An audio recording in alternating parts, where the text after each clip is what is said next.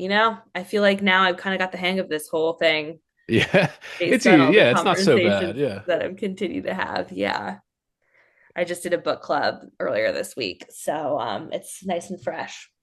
Once you get used to hearing your own voice, it's Ugh, I really try not to listen to myself afterwards. yeah, I've had guests say the something similar. Me, I have to because I'm editing it, but Yeah. you get used to it eventually. But I know that like maybe the first year I was doing this, I'm like, oh, is that how I sound? But I like the way you sound. I think you've got a great good, voice. good, I'll take it. Thank you. Yeah. Yeah.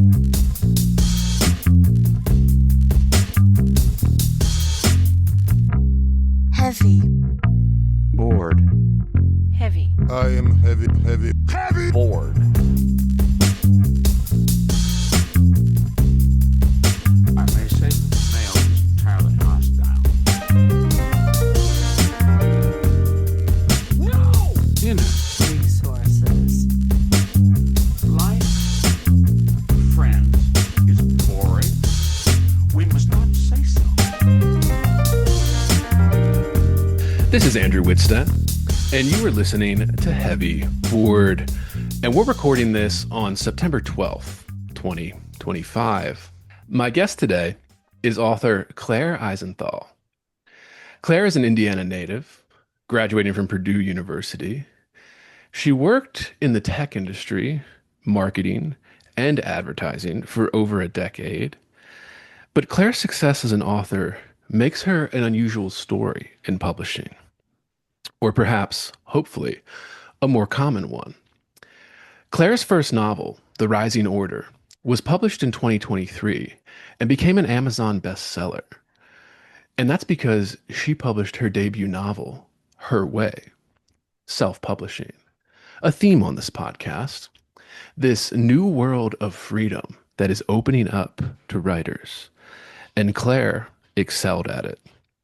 And her most recent novel, the sequel to her first book, was published this past April.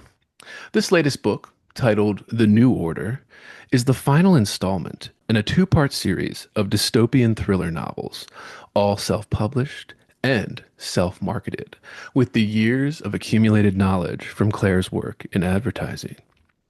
She owns and operates a Substack page called Rising Talent, which is linked below, dear listeners, where authors share their story of the often fraught journey to publication. And I am thrilled to welcome her onto Heavy Board to share her journey with all of you out there. Claire Isenthal, thank you so much for coming on Heavy Board. Thank you so much for having me. I'm so excited for our conversation. I've been looking forward to it. Fantastic. The question we always start off with all artists and writers here, we have to ask, what was your childhood like? Where did you grow up? What did your parents do? How did these early years start to form Claire? Ooh, what loaded question. Yeah. Well, how did Claire start to form? The storyteller in me, I would say, began when I was as I don't know, early days, as young as I can remember. And I would always tell my mom stories when I was a little girl, and she would write them down for me, and then I would often illustrate them. Um, and we moved around quite a bit. So my dad started working. I was born and raised in the Indianapolis area, a suburb of Indianapolis. And then my dad got a job at Eli Lilly Pharmaceutical Company. And so we actually moved abroad to England for 2 years. Um, and that really fueled my love and passion for travel at a very early age, and my exposure to other cultures. And it was something that my parents really tried to continue to instill in us as we got older. And, I remember living in London, and we went to an American school, and all the kids in my school got to go to Disneyland, France, or in Paris. And I always wanted to go to Disneyland Paris, and my parents were like, "Absolutely not. Not against all of those people who love Disney. I know there's some hardcore lovers out there, but they were like, when we're living in England, we're not going to be spending our time going to Disneyland or Disney World. So, and then when we moved back to the U.S., we moved to the Washington D.C. Virginia area, and then I lived there actually. I know you mentioned the date of our recording, but since we're a day after 9/11, that's where I lived when the World Trade Centers and the Pentagon were hit. So I vividly remember leaving school because, so many of my classmates had parents that worked at the Pentagon, Right. and we didn't have school the next day. Like there's just some core memories from living there. And then eventually we moved back to the Indiana area, and I lived here until I went to high school, and then went to college at Purdue, and moved myself up to Chicago before moving back here during the pandemic. So what a life us millennials have led, Yeah. right? I was going to ask where in the Virginia, DC area did you McLean. McLean? Okay. So the Yeah. northern part there, yeah. 'Cause I'm from Baltimore Yeah. originally, so that's I know that area. My wife's from southern, pretty much south of DC there, southern Maryland area. Got it. Yeah. So Yeah. Yeah. yeah, Yeah. It's a small little hood up there. Like I feel like everybody in those states kind of know yeah, yeah. the towns, It's they just feed into each interesting. other. And then 9/11, okay. 9/11, you were right in Yeah. the heart of it. Yeah. That was something I Yeah. think millennials specific. I mean, obviously everybody older than us remembers it too, but everybody younger than us doesn't understand like that day and what it was too, with the kind Hmm. of yeah, everything stopped. There was announcements over the loudspeaker at school, no matter where you were in the country, essentially. And like they were Yeah. like closing schools, and then everybody turned on the news that the teacher wheeled the TV in or stuff. And you were like, I was in Yeah. sixth grade at the time. So Yeah. I was like, yeah. Same. We Okay, so must we're be the the same exact. age. Yeah. Yeah. Yeah, Yeah. I'm 35. I'm about to be 36 here, but I just turned 36. So yeah. okay. Are Yeah. you a Virgo? I'm a Virgo. Are you a Virgo? I am, yeah. When's So, your birthday? the 21st.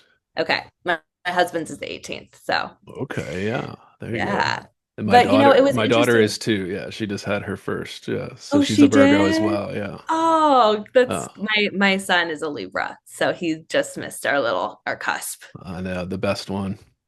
Yeah, exactly. But yeah, it's interesting reflecting back now on pivotal moments of life history like 9/11 when there was no social media, like Right. how an event like that resounded through the world without social media carrying it. You know what I mean? Like, If it had happened during social media, it would have been a disaster. Like it would I have mean, been, yeah. what would have happened? I don't know. I I truly don't.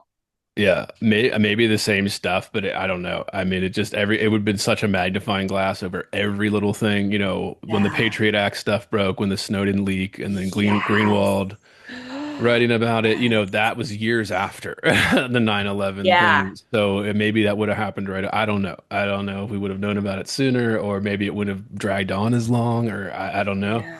Or maybe it would have been more traumatic, quite frankly. Yeah, or maybe it would have cost more elections or something. Like maybe Bush wouldn't have gotten a Yeah. second term. I don't know if that, yeah, who knows? Who knows what could have, would Yeah. have, should have, what would have happened. But yeah, I'm Yeah. interested in the social media and I want to talk to you about it too, because millennial, we straddle this line in the culture Hmm. where we remember the world pre-social media. And then Uh, we also are very well versed in the world post-social media. So almost like a mm, translator, especially for, I boomer parents and stuff. Whenever something happens, I'm like, feel like I'm a translator for like what's happening, what people are yeah. saying, where they got that information from. That's Uh, so well said. yeah, Yes. it's a Yeah. weird place that we find ourselves in now all of a sudden. But Hmm. uh, so okay, so you said you grew up all over the place. You had to travel because of your dad's. What did your mother do? Did she was stay-at-home She mom stayed or at what? home. Yeah, She stayed at home. And now it's interesting timing for her because she actually ran for the congressional seat in Indiana at this last election, and she wants to run again. And so you're never too old to pursue your dreams, yeah, yeah, listeners. absolutely. So she's always been somebody who is a voracious reader, whether it be, the New York Times or the Wall Street Journal. And she has a passion for that. And she is the true definition of a civil servant and, unwaverable integrity. Right. Um, and I'm not just saying that because she's my mom. It's almost to a fault, in my opinion, Yeah, where it's like you don't really know if those are the types of people that should be in politics, but obviously we know that's not the case, you no get matter eaten what. alive. Yeah, if you have Yeah, no integrity, matter you're gonna what get side eaten you're alive. on. Yeah, yeah, Exactly, exactly. yeah. And like, she's in this to help. her constituents, not for any sort of other agenda. And she, like is fundraising from the grassroots, and it's just really remarkable to see her out there giving it her Right. all. Did Yeah. she do anything? Did you have any siblings? Did she do anything before she became a mother full time or She did. She worked. That's what she worked at. I have two siblings. I have an older sister and then a younger brother, so I'm the middle. I'm in the middle as well. Okay, so here we go, Claire. Yeah. Yeah. Yeah, so we just seem to just align on a lot of these key life themes. The Um, synchronicities. Yeah. yeah, exactly. But she worked at where she met my dad was basically like a research institution, and that's where she worked, and that's where Okay. she met my father. And she had my sister, and then she had myself, and then she, like so many parents, are Right. trying to straddle this Once you hit two dual. kids, you got to be like, I don't know, one of us has to stop working. Like, A yeah, once you have two thousand kids, percent. yeah. Yeah, exactly. And where it's just kind of becomes too much. At least And for those first couple years, yeah, before they go to school, yeah, exactly. Yeah, I think you start to really understand some key, very important lessons when you have children that age and multiple is that, like, one, there's no such thing as balance. And two, you can't have it all. Like you right, truly, really can't. Like you can't really have a career and then parent successfully. And that's kind of goes back to what I said about balance. And I know that we all try to the best of our capacity, but there's always going to be balls that drop. right. um, so yeah, I I have a mean, we few do our questions best. about that. Yeah, I have a few questions about that. Go as we get Mhm. into yeah, balancing that sort of thing and parenthood. And Yeah. then obviously, since I'm a newish father, I something that's interested me too because I've had it. Mhm. You reach limits and stuff where your time is being taken, where you're like, okay, like I don't have the time for this. I got to squeeze it in. Things Mhm. like that. Yeah, Mhm. I think also just yeah. I mean, we'll get into all that. We'll get into all that. Yeah. But the next question is always, when did reading and writing come into your life? You said it was always kind of emphasized by your mother and parents and all the time. And when did reading and writing Yes. first come into your life? My parents, I've just always grown up reading and loving reading. And I don't really remember a phase of my life where I did not read. So, I have strong memories and favorite memories of going to the library and libraries and spending a lot of time there, and book fairs and bookstores. And I think that whenever I enter one, I just have this like overwhelming feel of nostalgia, and that's probably where that comes from.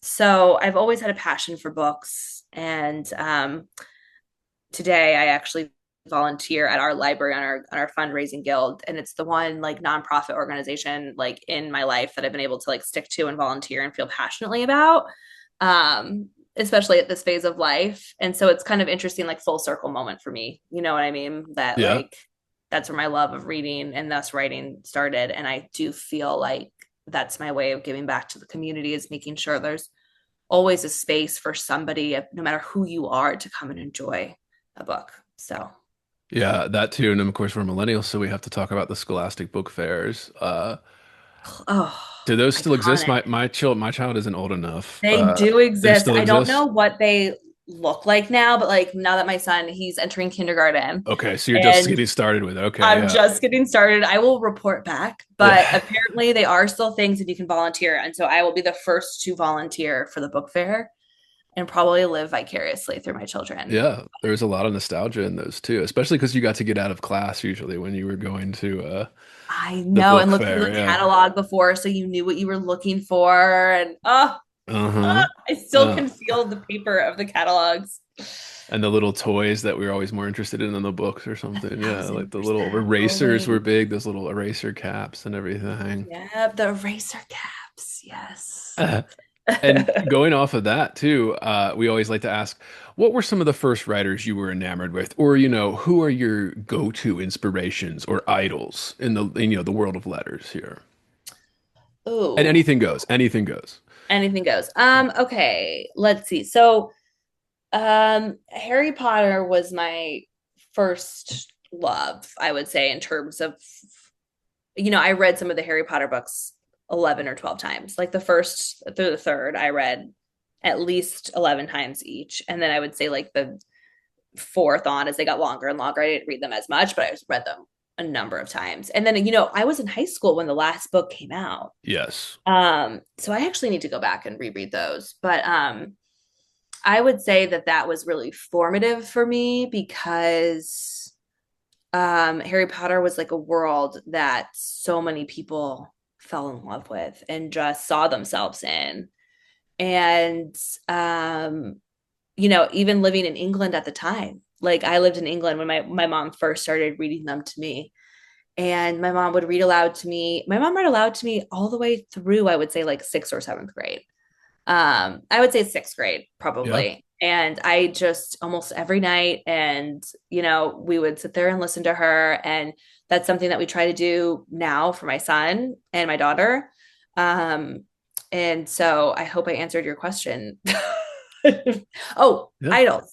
Idols. Okay. Yeah. Back to that. Um, Anybody else? Suzanne Collins is freaking brilliant with the Hunger Games. I know these are probably very unoriginal, but um, just stories that I and characters that I fell in love with and that were probably very formative for me as an author now is like I was influenced by those characters in my young adult life. And then as an author, I wanted to write an older cast faced with what would likely be new dilemmas for those types of characters with the age and the phase of life that they were in. So I would say like those are basics. Jessica Knoll is a huge influence on me now. I would say she's more like psychological thriller. She kind of writes across the board. Have you heard of her? I haven't, no. But I don't She's keep up with too much contemporary. I hear about the big ones when I read yeah, the New Yorker reviews and stuff, but like I don't, and when it's like hyped up, I'll pick it up. But I'm usually, there's so much for me that going on to read. I'm not paying attention to the newest stuff, totally. but yeah. I feel that. I feel that in my very being. She has like a scathing, witty voice and she's hilarious. Like she's one of the only people who when I read her stuff I like laugh out loud and um she's brilliant. She's a brilliant writer. Yeah. That's fantastic. That's fantastic. Yeah, I think people don't understand that either because when you look on, obviously Harry Potter's huge, all of that stuff. Hunger Games is huge. Mm-hmm. Twilight, was that over part of it? The Mm-hmm. Stephanie Loved Meyer stuff. Twilight. I Yeah. did. I have to admit I was a Twilight girly. Well, I think that's interesting too because there was Harry Potter and then there was Twilight and then there was kind of that mad rush in publishing for kind of young adult fantasy stuff like that. And Mm-hmm. then you see, yeah, the Hunger Games, and then you see all these other things come out. I want to ask you about that as we get to your book about Yeah. just, competing in that market. That's a competitive market right now. I mean, it's all competitive, but like that especially is a very competitive market. The young adult kind of, thriller, dystopian fiction stuff, Yeah. fantasy stuff. Yeah. So yeah, I'm interested about that. But yeah, but I feel like we have to touch on Harry Potter and all of that because I think people don't understand that like as millennials, particularly millennials and for our age, like our ages lined up perfectly with each subsequent novel that was released in Harry Potter. So like, when I was the first, I think the first two were out when they came to the US. It was around Yeah. 98 or something. So I was 8 years old. My mother Yeah. read me the first one because I couldn't read a book that big yet. Yeah. And then I think by the time I got to the third one, I could start doing it on my own. But like I remember be very distinctly being 8 years old and being like, oh man, when I turn 10, maybe a letter can come thing. Like I remember very Yes. distinctly thinking that. And like Yes. that carried, and because that book came out, like the series came out, yeah, the last one, well, Harry and everybody's 17. I was 17 when that book came out, and I was in like a senior in high school or whatever it That is, is so like, true. I've never and thought about it yeah. that way, actually. That is so true. You almost grew with it. So I feel like obviously it's huge, and there are a bunch of children that my nieces and nephews they're into it now that are older and stuff. My daughter's going to be into it. I'm going to be introducing to her at least. But yeah, that there really is something in terms of what I'm trying to think of like a boomer equivalent or another generation's equivalent or something. And I don't know if I could I don't know find if there one. is, and that's why it's so iconic Yeah, now, and it did transcend so many different generations. I remember seeing adults reading the books on the planes. You know what I mean? yeah. And like, My father and I, we all read them. Yeah, once they were yeah, becoming a thing. same. And I think that's a big reason why we continued. My mom it's interesting you said, I think I read the third one on my own, but I didn't read I would say maybe I read the fourth. I think might have read the fourth one on my own, but my mom still wanted to read them aloud to us because she loved Right. reading them too. Um, so And you can get yeah, the whole family in on it. Yeah. yeah. And it's a shame. Like I know there's a lot of controversy now surrounding J.K. Rowling, for obvious reasons, and I find that a really big shame because she created something that spoke to so many people, and I hate that it's now very tarnished because of that. Yeah.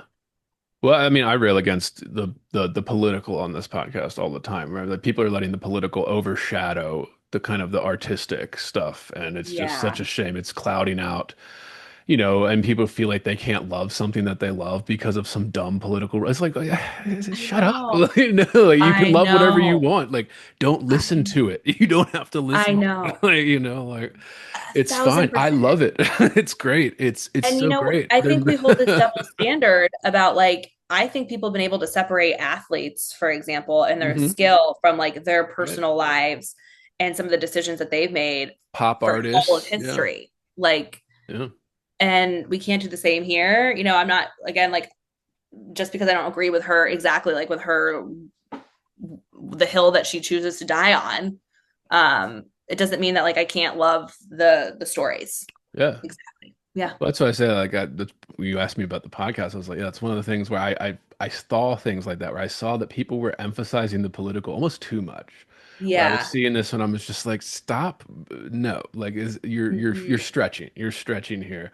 These Mm-hmm. books were written 20 years before she ever said a statement. All right, and if you're gonna use that to say that you can't like it, you want to set it on fire for a viral TikTok or something, go ahead and do that. You go ahead and do that. That's not what we're doing Right. here. We love the Right. books, we love the stories, we love the characters, we love the impact that it had on us, the Yeah. cultural nostalgia. I love nostalgia. I love romanticism. I like to romanticize these things. The Yeah. hero's journey of Harry and all those other things. I like to romanticize it. I mean, it's what Mhm. gives us pleasure, meaning, all these other things out of Joy, it. Yeah. different perspectives, like different points of view. Yes, absolutely. I couldn't agree more with you. But the main question I wanted to ask you about Harry Potter, as we've spent so Yeah. much time talking about it, is what would you say? What is it about Harry Potter for our generation, or what was it for you that kind of really kind of captured us, or makes us still captured by it, in our 30s now, middle age, and still obsessed with this, young adult book series? Yeah. I mean, what would you Um, say? And we don't need definitive answers. It's just your thoughts. Yeah, no. just Claire's thoughts on this. Yeah. Claire's thoughts. I will say it's interesting because I haven't read them in a long time. Um, I just have obviously seen the movies over and over again on TV because my husband loves the movies, but my husband has never read the books, which I think is like a cardinal sin. Is he a little Like, older than you? no, he's the same No. age as me. Oh, And I so was he like, was just deprived of the joy. Yeah. deprived of the joy. And I was like, I'm sorry, how can you even understand what's going on? Right. Especially when you get to those later ones with the big fat books like Order of the Phoenix. Yeah, those Correct. movies, they can't fit it all in, so it kind of Yes. But feels one a of little my good hollow. friends, Yeah. he's reading it to his son now, and he'd only watched the movies too. And so he's now getting to experience it through his son, which is it's really cool that you can do that. And so I'm sure my husband will do the same when we start reading it to my son. But for me, I don't know if this is like a solid answer, but what always drew me back to reading them over and over again is the immense sense of comfort that I got reading them. I don't know what that was. I don't know if I'll ever be able to pinpoint what that was, but for me, it was so comfortable. Um, and I've never been able to do that with a book again, where I could just reread it over to that many times, like a book 11, 12 times. Right. So, yeah, I don't, other than that, like, I don't think I can exactly say, like, what maybe it was moving around a lot and that was always the same, or I just loved the character so much. I loved the story, how easy it was. No matter how many times I'd read it, to still, I don't know, to still love it so much. Yeah. Yeah. I wonder. I mean, yeah, I struggle to come up with an answer to something like this too. I was thinking about it when I was like, oh, if I ask her about this, what do we? Yeah, Yeah. What what do you was it? think? It's kind of if I had to guess, I would say, yeah, there is something to the kind of maybe it gets to that romanticism thing. There's kind of a magical, and obviously it's about magic, but like it Yeah. feels magical. And they are Yeah. page turners. And, Yeah. I remember being a kid, and the reason, I mean, this is a big controversy. I'm a big Harold Bloom fan, and Harold Bloom, notoriously hated pop literature like Stephen King and Harry Potter and all that.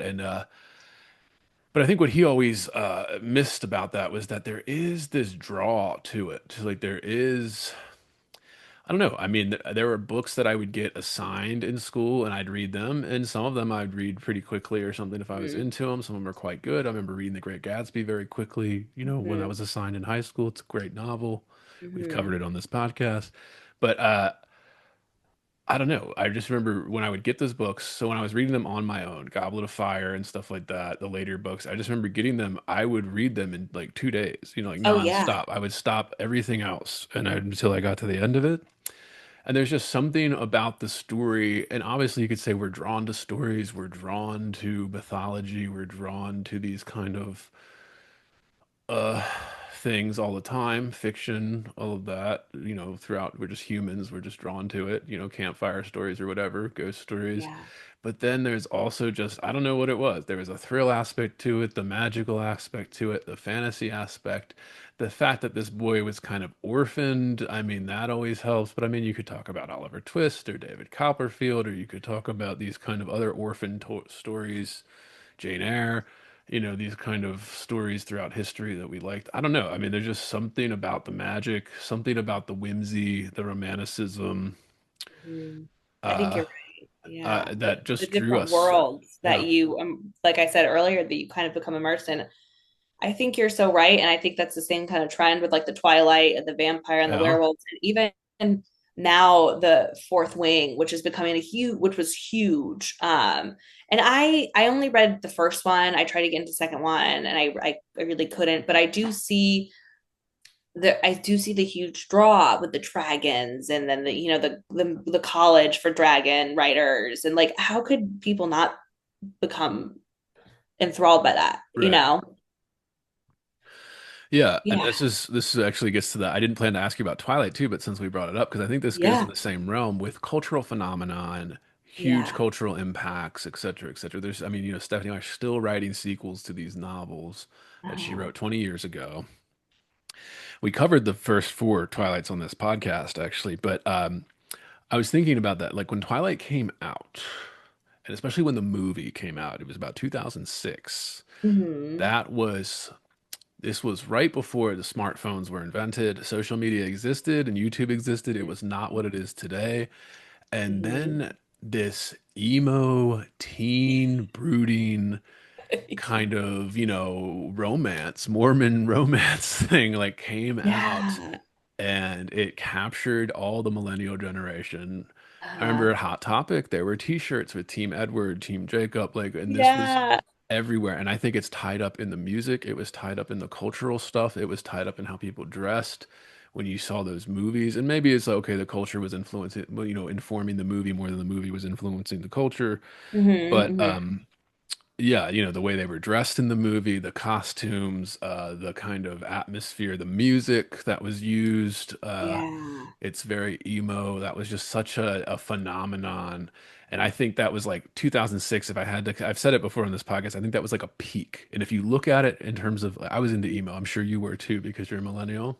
Totally. Yeah, yeah. So we love that on this show. So if you Yes. look at it in The music 2006, are you're exactly right. Like what you dress, absolutely. The angst. The angst. the first Twilight movie came out. Taking Back Sunday released Louder Now. My Chemical Romance released The Black Parade. I'm pretty sure the Silver Sun Pickups had just released their big thing, and it was like Yeah. just this huge cultural moment in 2006 that like Uh-huh. was I don't know that you can go back now. It's almost like a time capsule, but I think it had a huge influence on all of the kind of, young adult series novels that the publishing was hungry for after that as they came out. Like you couldn't write a young adult series now without grappling with Harry Potter, Twilight, The Hunger Games. I was a little older when The Hunger Games came out, so I was like, I thought the Hmm. first one was really good, and then the second Same. two were just kind of repeated this first book. over I again. actually didn't really read The Hunger Games until I was in college, until the first Same. movie came out. And then I was Yeah, like, same. let me check Yeah, this, let me see what this is about. I had never even really heard of it. yeah, But I think the movies kind of are a prime example of how that like blew up the whole franchise again, yeah, you know? So, yeah. but yeah, you're so right about the kind of romanticize, whatever, you know what I'm trying to Yeah, yeah, yeah. say. How Yeah. I think that's such a part of it. And maybe that's a core part of our identity as millennials. I'm I having think a lot of so. epiphanies talking to you. Well, Like, I I think think, you mentioned suburban living. I think that's a huge part of millennial growing up. Obviously, yeah, there are people that grew up in New York City and Chicago and people that lived in cities their whole life, of course, but the majority, I would say over 60% probably grew up in suburbs, yeah, safe environments. Usually, everybody, the Gen X and boomers always talked about the divorce rate, but most millennials I knew, very few were parents were divorced even. yeah, Or you always hear about the 50 other 50%. Well, 50% of divorce, you don't hear about the 50% that aren't. All right, but yeah, that's still majority of people. yeah. These And great, but I do think that it's interesting because among my close friends, so this is obviously just anecdotally, we're not going to make a generalization, but a lot of my friends' parents have gotten divorced in our adult phase of life really, because like I don't I think the foundation on which marriages were built on were just so different. yeah, that's interesting. That's Yeah. very, what do you mean by found like, Um, I think now the conversations that I'm having with my best girlfriends, the role that our husbands are playing in our children's lives are the roles our fathers never ever did. right, It was just so traditional, I think, while we were growing up. So I think that's a part of that suburban life that you're referring to. right, And I do think that like my children are going to be raised seeing their mom and dad work equally and take on the household tasks equally. And I could never say that of my parents. Um, and yeah, yeah. That has something to do with yeah, it, I'm sure, in terms of and I mean, yeah, I've seen interesting data about that too, depending on like, I don't know, they've done a few studies where like there's a sweet spot to where you get married. It's usually between ages, they said between 26 and like 36. If you get married really, between there, yeah, you're less likely to divorce. And they're like, why is yeah, that? They don't really know, but you can speculate. Maybe uh, you're just a little bit more mature at that point. Maybe, you're not too young and you're not too old. And then if you're over 36, maybe you're a little too set in your ways and you can't adapt to having, mhm, a life partner, living with somebody new. And maybe that totally. leads to it. I don't know. I mean, again, we're speculating, but it's just interesting thinking about it, how that Yeah, impacted us, the mall yeah. culture, the hot Mm, topics, dropping yourself, yes. getting dropped off at the mall with $20 or whatever and hanging out for a Yes, the few food hours. courts. Yes, yeah, in the Yeah, emo clothes, yeah, that you just got yeah, from Hot Topic. yeah. All of that stuff, Spencer's gifts, this, Oh my God. That is wild. Claire's accessories, even, yeah, yeah, get like your ears pierced at Claire's, yeah. yeah, yeah, And you come home with an earring or something from the mall, yeah, the movie theaters, yeah. and yeah, I did think. I mean, obviously, my children's too young. Yours are too young to do at that stage too. But like, I wonder. I hear things about, I don't know, the Gen Z and stuff, and Gen Alpha and these kind of, I don't know. They're not doing that. They're just these kind of spaces where you can just go and Mhm. hang, unsupervised for the most part. It's not even like you're getting in trouble. You're just kind of hanging around and like, yeah, Yeah, like it's not like yeah, you're graffitiing buildings or something. You're just kind of hanging. right. Yeah. Yeah, you're so I right don't know. though. Yeah, I did see this. I'm not going to quote it correctly, but my sister and I were kind of discussing it briefly, where there is like this new research that's coming out about like, kids these days, there's like a huge percentage that haven't like ridden their bike alone around the Right. street or things like that, and you're right, like that unsupervised space is something that I think is quickly disappearing. And I don't know if it's because our hyper awareness of the world around us, if the world actually has become more unsafe, if it's we know too much, I don't know. Right. I don't know what it is. It's just in our face all the time, whereas It's in our face before, all the time, all the things that could go wrong, blasting you. If it's the right. news, if it is the world we live in, There's video of uh, everything now. Yeah. There's not Yeah. just a reporter, you read about it in a journalism article or something. You see Yeah. the live video. I mean, this assassination here, or the murder, the guy, Yeah. the right-wing commentator, I guess we should mention Mhm. it. Charlie Charlie Kirk Kirk. got Yeah. literally assassinated in the middle of I know. something. I mean, I don't mean to laugh here. It's just so insane. It is. Uh, It is insane. I feel eh, as if we're living in a movie. And on Wednesday, on the day that he was shot, I had the craziest day. To be completely transparent, I didn't even know who Charlie Kirk was. right. Yeah. And I just was my phone was blowing up. I was actually working. I've been working a part-time marketing job, running the marketing for a startup. I was working, and then my son had flag football, and I was making dinner, and then my baby, and Right. I actually had a really big book club that evening where I was going to speak, and I was like the PTO of my son's school, so there was like 20 people that were going to be there. It was a big. So, anyways, I opened my phone, and it's the video of him Yeah, the being. video that was good. That's what I was going to say. Just that didn't exist, before social media, where you just couldn't see a Correct. video of somebody getting murdered like live. Like, I cannot Yeah, unsee that. I right, couldn't even have actively avoided it because it was like right when I opened my app. right. And it was everywhere at the time. And Yes, has yeah, it been taken? That it was horrific. Like, I hope that's been taken down because now that video lives on. right. And regardless of, I know it's been again politicized. Um, Everything is now. Yeah, everything Everything is is. Yeah. now.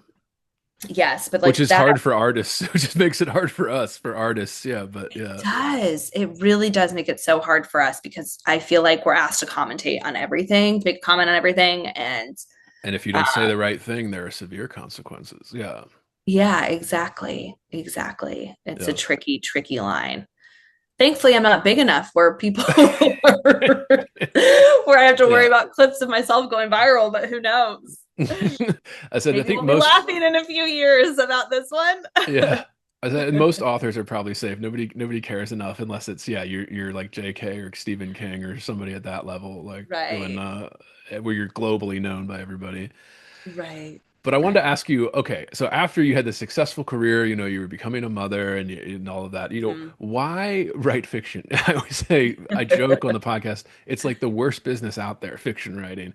What got you Yeah. into writing fiction? What drove you to say, you know what, I'm gonna start going into fiction despite, having a successful career doing other things and having my Mhm. family, a young family. What drove you to fiction writing? Why fiction? Well, I started writing my first novel, The Rising Order, when I didn't have kids. So I think that's a very important statement because I do have a lot of moms who look at me and ask me, like, how did you do Right, this? And I say, I did it when I didn't have kids. right, Now I wrote the second one when I did, and that was it took a lot longer because of right, that. But what started my pursuit of fiction was when I finally started working at Google. It had been like my dream job. right, And I've always been the type of person who I will go after what I want and I won't stop until I get it. And I've always been tenacious that way. And so I learned about Google in college in my organizational workplace class. And it was a discussion about Google as a corporation and how it was changing the culture of the workplace, which at the time it was, and we still can attribute, I think, the revolution of tech even to Google. search, Gmail, all of that was, yeah, Yes, they made it yes. free and easy for everybody. Like you could do Yahoo, you could do these Hotmail, these other things before Google. It was just Google made it a little simpler, a little easier. It was Yeah. free, like and it was, Yeah. yeah, Yeah, exactly. And I think that like even tech aside, they were the first to offer a maternity leave that was like 6 months long, right, 5 months long. They were the first to offer um they were the first to showcase like, wow, if you treat your employees a certain way, they will ride or die right. Free as a drinks and snacks in the free break room. drinks and Yes, snacks and yes, that was a full Silicon campus Valley. and Yeah, workout classes, exactly. And the retention that you'll have when you have happy employees and the caliber of an corporation. As a result, you'll have the top talent who right, continue to work for you. So anyway, long story short, I was like, oh, I want to work for them, I will work for them. And so long story short, after a few jobs in Chicago, I ended up getting my dream job at Google. Not my dream job at Google, but I ended up getting working for Google. right, And I slowly started to realize, like, oh, wait a minute, this isn't it. right. And I felt there was something really missing in my life. And what is that? And the more soul searching I did, the more I realized that if I really wanted to feel fulfilled, I needed to pursue this dream of mine to be an author. And then I started writing the story, and it was the first one that I finished from start to end, and went on the publication journey. And that was a whole other journey. Right. Yeah. So yeah. Yeah, I want to get to that too. The public. I mean, this is the type of podcast with listeners, and me myself too. I'm curious how it Yeah, of went, all the course. different methods that are available, what Yeah. it takes. I think people they like to fantasize about the Colleen Hoovers, the Brandon Sandersons, and stuff. You know, that's the Mm, 1%. That's Stephen King level, but in the yes. self-publishing world, and Yes. Yes. that's Yes. it. You can do it. But I mean, people forget about the years that they were hustling, the years that Sanderson was putting out YouTube videos and nobody was watching them. Okay. Yes. You know, there was years of Thousand that. percent. Yeah. Yes. It took a while. Hoover, the same Yes. stuff. You know, nobody Yeah, was, Colleen Hoover, you you heard know, about her. Like, do you know how many books Colleen Hoover had written before right. she became Colleen Yeah. Hoover? Like, absolutely. Even Fourth Wing, great example. Yeah. Um, that author wrote, I think she had like 20 books published or something like that before this one. And she was not a household name like she is now, Right. you know?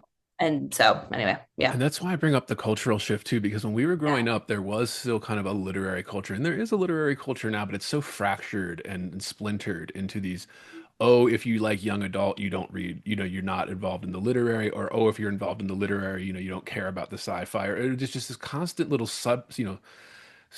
like severing off little niches in the lit, and it's kind of fractured everything so that nobody's like talking to one another or like, you know, Mhm. appreciating the whole of it. And I always emphasize on that this on that podcast, but I think something like social media is the reason for that, because you can kind of, you know, narrow yourself down into your very specific, oh well, I really like this specific type of book, and that's all Mhm. you see and that's all you can participate in, you know, all of that. And then there's different silos, and obviously there's the echo chamber effect and then blah blah blah blah blah, on and on and on. But it's all like from this stupid algorithm that I call it addiction software, because that's what it is. It's meant to just Yes. addict you to the screen, so you just scroll, whatever comes across that, you know, Yeah. takes all your time and makes you think about certain things, and you wouldn't otherwise. I don't know, it just that plays into it more than I think people are willing to admit, Oh, in terms of, absolutely. they're like, oh, what's happening to fiction? What's happening to publishing? What's happening to, you know, all this stuff? And I'm like, well, it may be more related to how people consume content now than anything else that happened. You know, just the way everything is so fast. People don't even have the attention span to read a book anymore. It's just,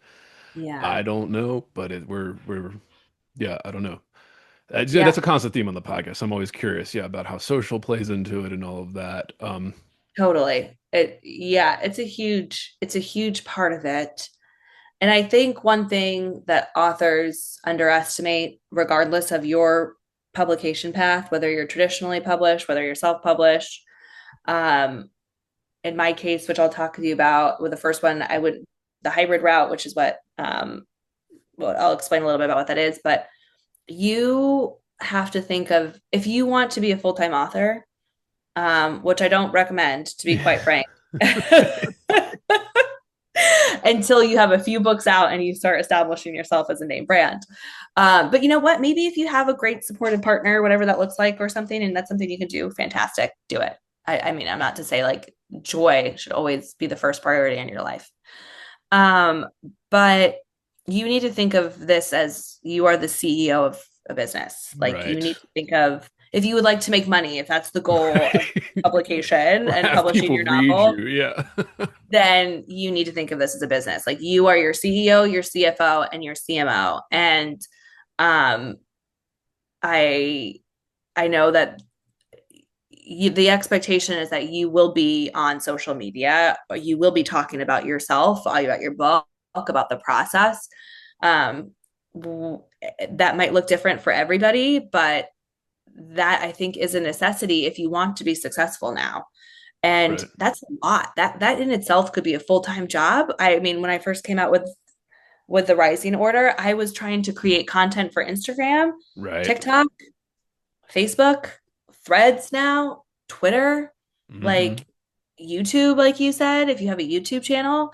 And you think you can repurpose content, you actually really can't if you want to be successful with it because you're speaking to different people on each platform and each respond to different messages.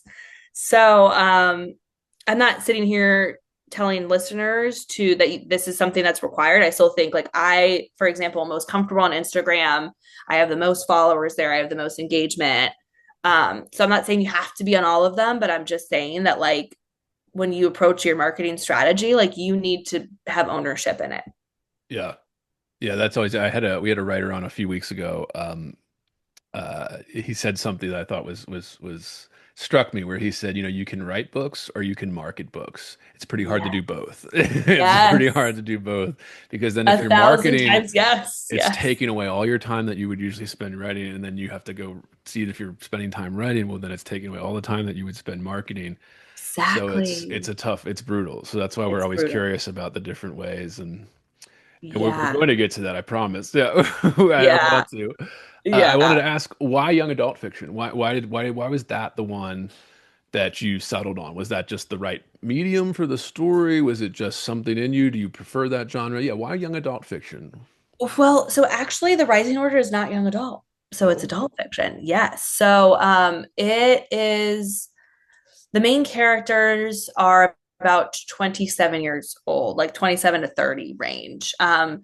And I chose those ages for my main characters because it was the life stage that I was in when I was writing the story. right. And with it being my first book, I was very much writing what I knew.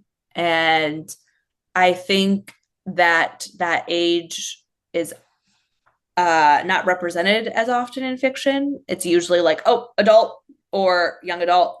And there's this kind of weird in between that's not necessarily new adult, but like, what is it?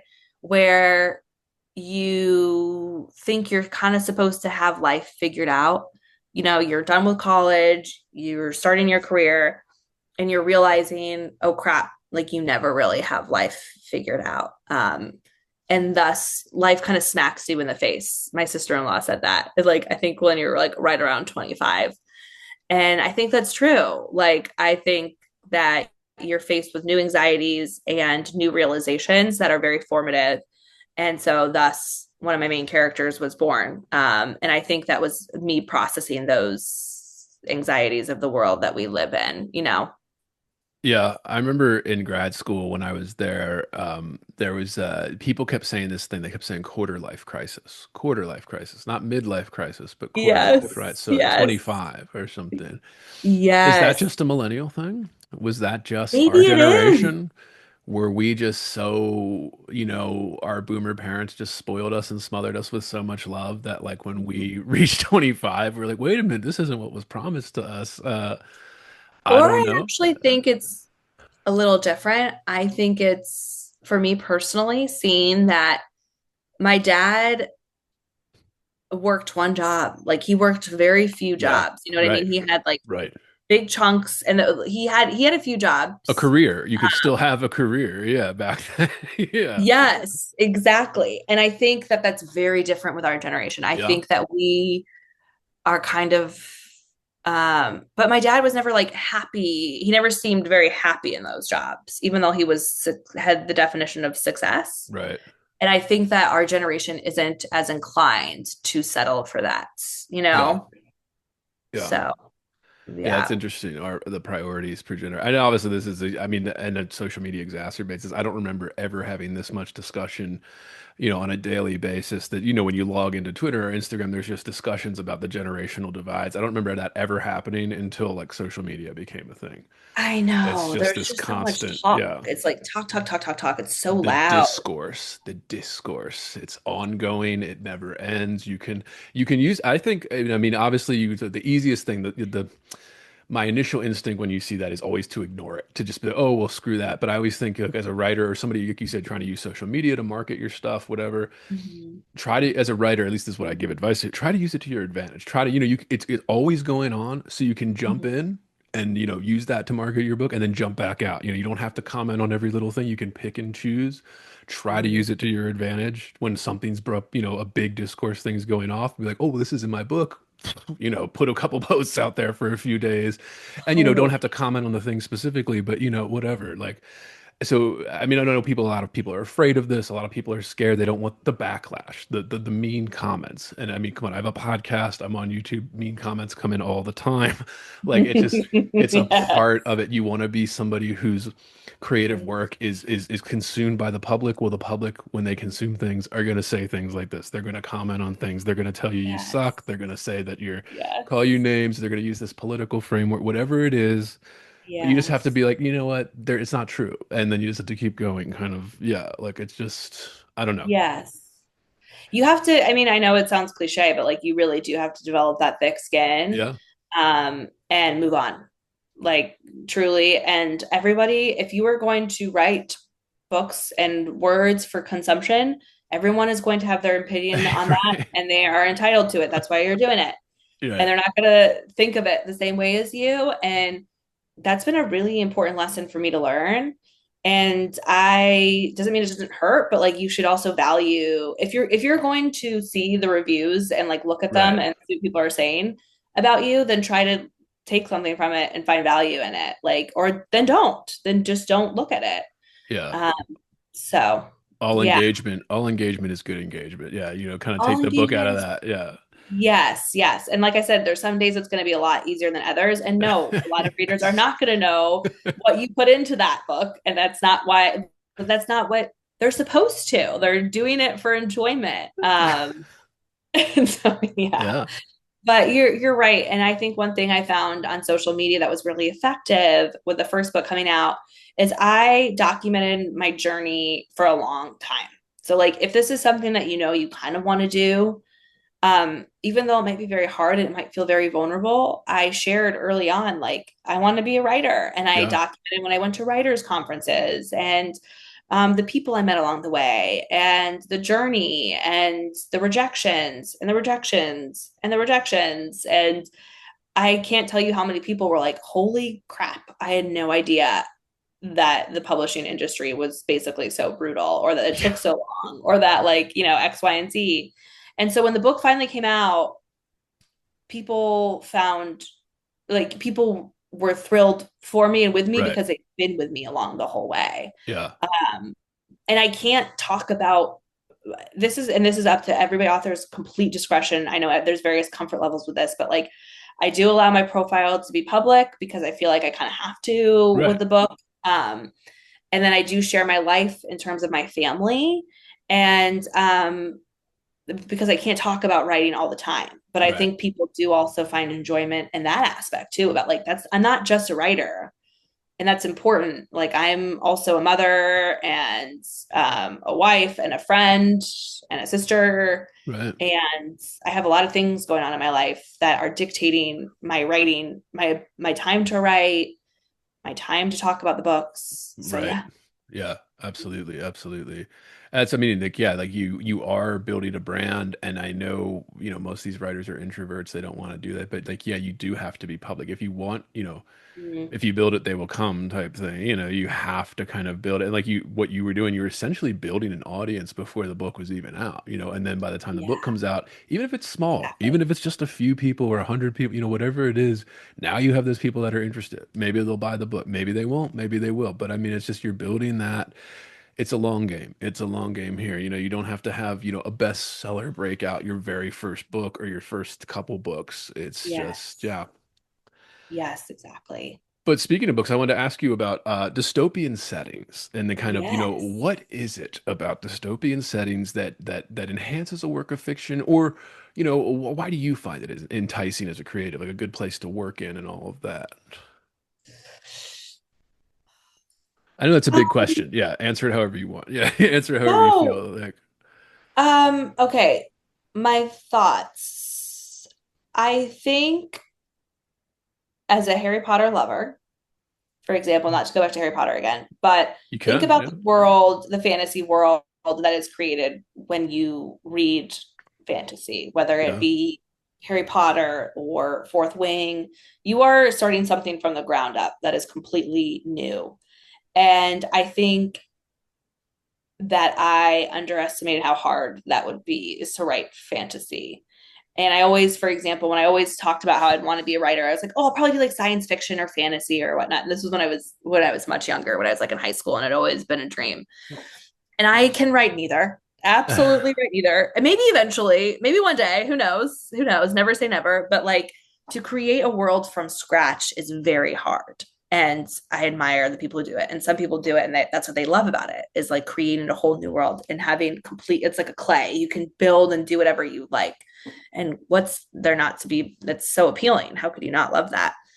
But I like operating within the bounds of reality to some extent. And I think you can do that a lot in dystopian, but you also still kind of create your own world. Like in the second book, the first book, The Rising Order, is much about the lead up to kind of a dystopian society, but in a present day world. So I was very influenced by common themes in our life. And then The New Order is like a dystopian Chicago, but kind of like present day dystopian and what that would look like. And that was a lot harder to write because there was a lot of world building that I had to do there. So that's kind of my thought about why I think dystopian is like this middle ground between fantasy and science fiction almost, but then it's not quite as challenging, but it also still has this new world romanticization that we talked about, where people are enthralled with that. Yeah. Yeah, I was thinking specifically in terms of like I wonder if like the dystopian thing is yeah, because you can take the world that everybody knows, the order, everything that everybody knows, the manners, the customs, the traditions, et cetera, the laws, Yes. and then that gives you a starting place where you can almost juxtapose those over the dystopian world that you're creating, and it Yeah. uses the reader's prior expectations and knowledge and kind of uses that as Correct. a kind of Hmm. deterrent in the craft to make it more interesting. And yeah, it's always interesting with world building. That's a big one, especially when you go into the sci-fi stuff. And Yes. there's ways to do it that I think can bog down when you're for a reader at least. It might be a lot of fun to Hmm. write it out as a writer, but then it's like I think of always the example I use that everybody knows is the Game of Thrones books. You look at Hmm. like George R. Martin. If Hmm. anybody that's read those things,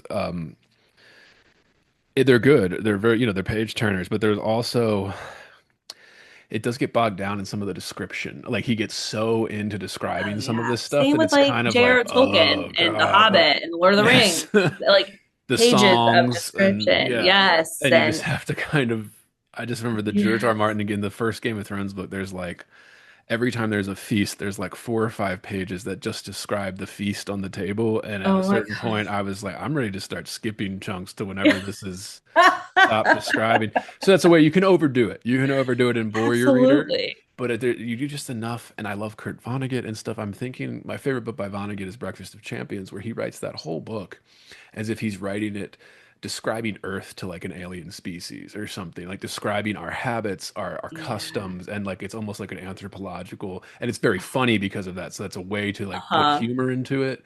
Yeah. It's like, oh, what do we do? Oh, we wake up in the morning and we drink this like bitter, brown coffee, liquid or whatever, and we get into these Yeah. death trap boxes, these cars that are made of like quarter tons of steel, and we drive them, Nice. 60 miles an hour. Just like a weird thing. So even Yeah. like just describing things like that, I think you Like can a commentary, like you said. Yeah. exactly, and that becomes a Yeah. commentary just through the setting itself, or through the laws in the new dystopian thing, or the breaking from norms and traditions that you're already expecting, in your head as a reader.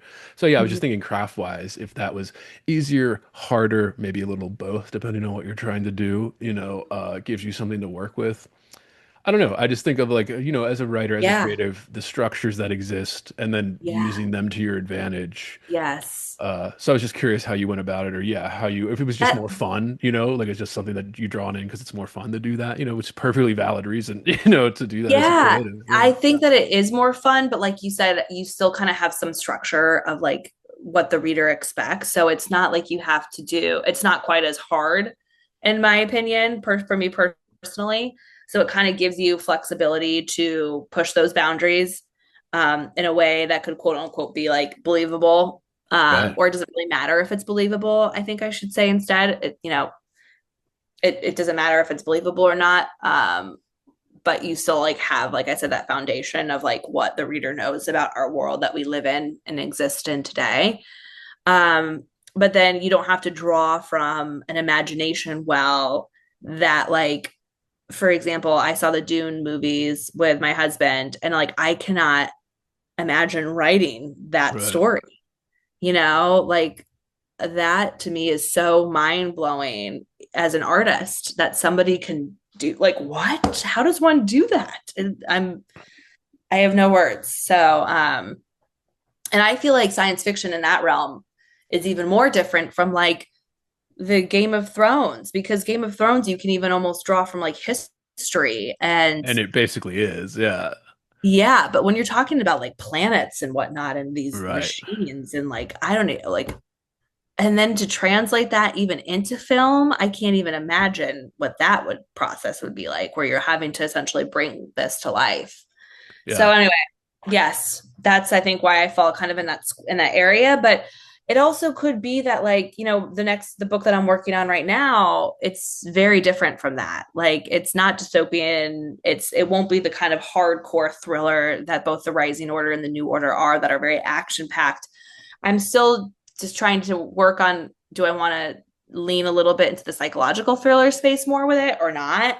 But maybe it's just me also as an artist being influenced by life and where I am in life. Branching out, yeah. You want to Mhm. try something new now that you've done that already. I think that's Exactly. underrated, especially in like, I came out of academia, so scholarship around, Hemingway and these other, big writers and stuff, poets and things. Yeah. I think as people are just, maybe it's if you're not doing creative work yourself, but I think it's easy to get bored. It's easy to get tired of Yes. doing the same thing. You don't want to do the same thing. And you even see Yes. some of these big writers like Stephen King. He's said stuff publicly about that where he felt trapped almost because people Mhm. wanted another horror Stephen King horror novel, his Yeah. style. And he was like at a certain point in the 80s, like late 80s, early 90s, he's like, I don't want to do that anymore. Like I'm kind of sick Yeah. of doing that. I want to do, Shawshank Redemption, or so I want to do like a straight Yeah. novel that isn't supernatural. I don't want to do a horror. I want to do, I don't know, something like that. I don't know. Totally. Because you just get bored. You need to keep it fresh. You need to experiment, and maybe it'll fail. Maybe it won't work. Maybe it won't be as good as something like, what your bread and butter is. But Yeah. I don't know. I mean, I feel you have to as a creative, or you're going to stagnate, and that doesn't feel Yes. good anyway. Yeah. So, I totally agree, and I think that it keeps your story well full. Um, and like I actually, it's interesting you bring that up because I had intended for this to be a trilogy instead of a duology, and um, after I spent so much time trying to get the first one published the traditional way, I by the time this book came out, The Rising Order, it I had been working on it for almost 7 years. And of course I'd rewritten, this was the first book that I started and finished. There was a huge amount of learning that I did throughout that process, like a huge steep learning curve. So by the time I wrote the second book and started the second book, it wasn't I was much more comfortable as a writer, working with my writers group, with editing, the characters. But I was, by the time the second book came out, it would have been almost a decade that I've been working on this story and right. trying to get the story published. And like a lot of life happened in between then, right? Because at that point, like I had two kids, I was pregnant with my third, like there was a lot of life going on. But as you were saying, I was like, I can't do a third. I have to do something different. I am ready for something different. And so I shortened it to a duology.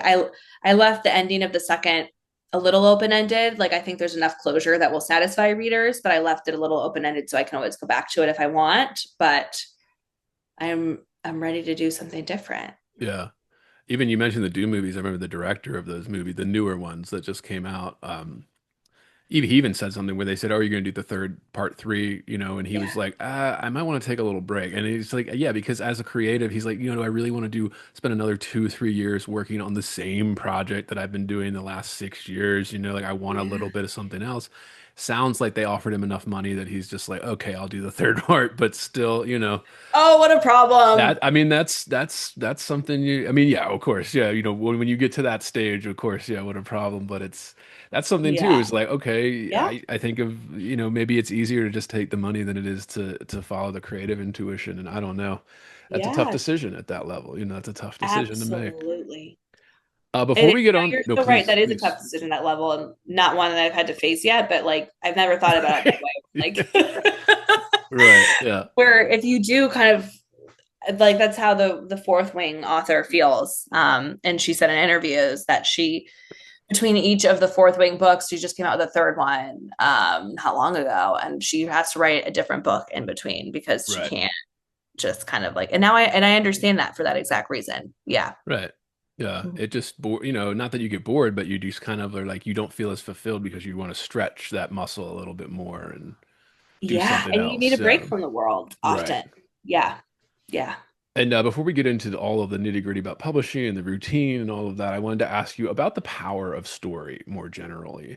And this is something I think that's just been, it's in the culture. It's been fluttering around. And it's always difficult to talk about cultural things that are just, I always call it, it's like a cloud hovering over us. So it's like hard to Yes. grab on and touch and pull out examples. But I don't know, just constantly the power of story. I wanted to ask you, do stories hold power? Are we exaggerating that power? Are we being more fearful of it than we should be? I don't know. What are your thoughts on that? Like kind of the power of story, its place, because you have a lot of kind of, prescient themes, things that you used in your work. I don't know. What do you think about that in terms of either fiction or nonfiction stories? I always think about, mythology. I like even American mythology, George Washington, the cherry tree. Yeah. Just kind of, I like that. It's like, what does that do? Well, it kind of binds us in terms of like everybody who's an American is like, oh, we value honesty. That's like a mythology story that we're like, oh, you cannot tell a lie, right? Like, and of course, it's a Yes. fiction. It never happened. It's a myth that was like been immortalized and then grown into this cultural thing. But like, I don't know. I was just thinking the power of story. Where do you fall in that? What do you think about that? How do you use it? And again, we don't need definitive answers. Just I know I'm throwing a No. lot at you. So however you want to approach Um, that. no, I think that the power of story is understated. I don't think there's anything more powerful. And I don't mean that in a way, I'm not exaggerating. I mean that when I was at Google, we took entire trainings when we were in sales about the power of story because Right. it's what people remember. And I think you're right. It ties in emotion and it ties in an arc and themes about what matters to our culture at the time, to your point about like honesty. And so I think that story is underutilized as one of the most important things that could hopefully turn things around and this make this little dark cloud that's hovering over us a little bit brighter. Because it allows people to connect in a different way with different experiences and take them to different places and think about things from different perspectives. And that's been one of the most what word am I trying to say? About my to hear from readers about how it's made them think about things differently has been one of the most rewarding parts of the publication journey and of writing this book. And that's because the characters that I write aren't simple and they're not black and white and they're very complicated. And, the other perspective that I write, one of my characters is extremely morally, not even gray. I'd say he's like morally Yeah. black.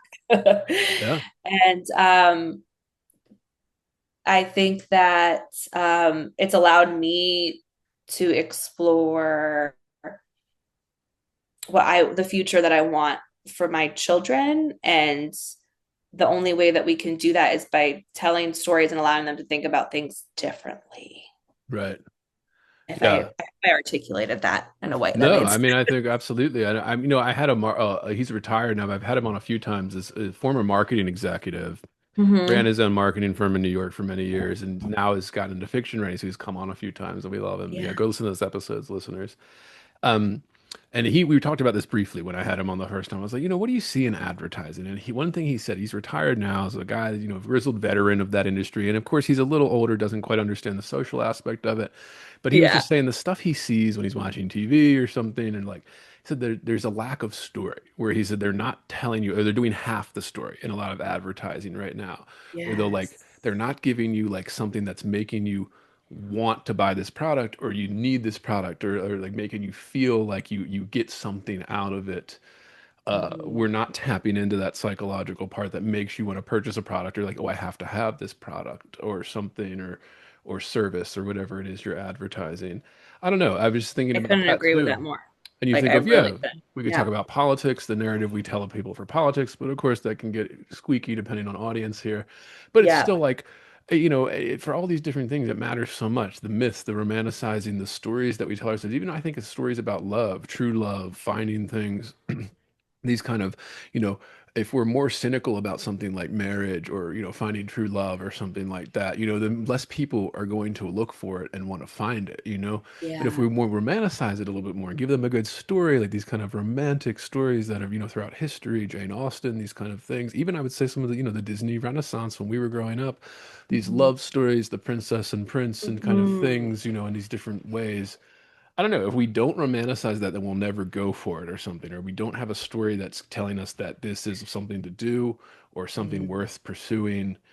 We maybe forget about it or something. It's like a reminder. So everything from Yeah. advertising to enjoying fiction to even like more Yes. serious things, faith or something, even like religion. I mean, all these things matter so much, and the story we tell ourselves and what happens.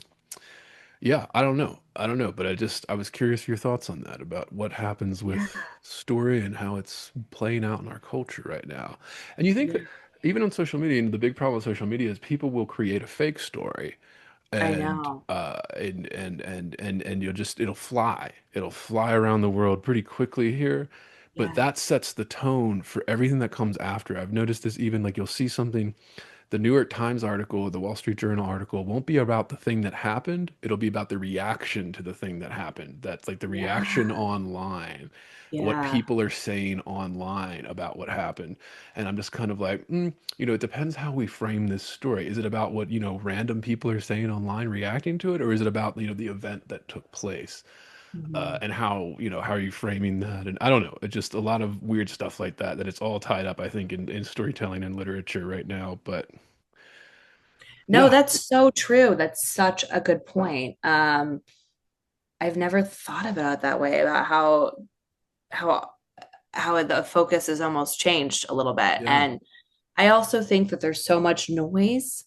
Um, like to your point, our attention spans have shrunk. And that's because we're constantly like bouncing back and forth between like email and, Netflix and I don't know, Amazon Prime shows, and right, there's so much content to consume. It's like a content war on top of that. So like you're battling for people's attention and you know that it's shrunk. And so how do you do that? So to your point, you eliminate the story arc of it, but really that's almost like what people are craving right. and that connection. Um, And where it allows people to put whatever story they want onto it. So then you get crazy things, or you get maybe yeah. overly political things, maybe too partisan. I don't know. I mean, you can get all these different things that people will just use to justify whatever story they want to put on it. Yeah, if you don't give Yeah. them the story. Yes.